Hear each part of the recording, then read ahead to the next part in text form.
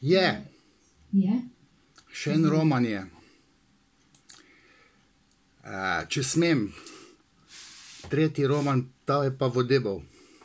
Boste me poslušali? Zelo na kratko, ker smo že res... Okej. Glejte, jaz sicer veljam za nekaj antifeminista, ampak glejte, tale razprava je malo pridigarska.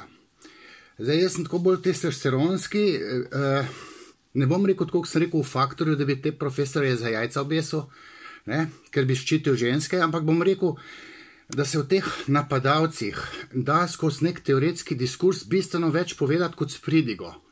Jasno je, da se da pravilnike sprejemati, ampak če se bi te psihopate dalo profilirati, glejte, vse je oster jezik. Lahko prosim ostali v akademskem...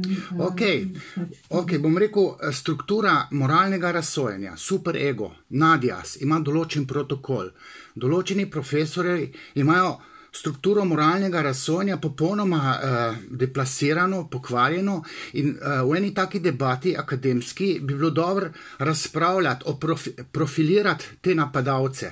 Se pravi, o njihovi duševni strukturi kaj povedati. Morali bi tematizirati transfer, to je tisto čustvovanje, ki se vzpostavi na relaciji profesor, študentka.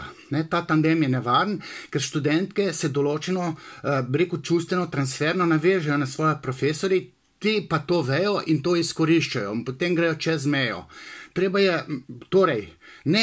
je, morali bi, ampak skozi teoretski diskurs se da profilirati te napadalce in se ne sme reševati vse s pravilniki, ampak z razgaljanjem osebnostne strukture tistih potencialnih napadalcev, ki so sposobni to zagrešiti.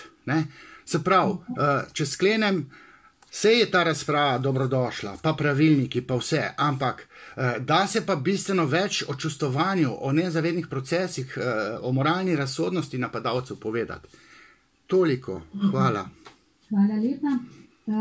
Mislim, da se bomo v nadaljevanju, kot obljubljajo organizacije,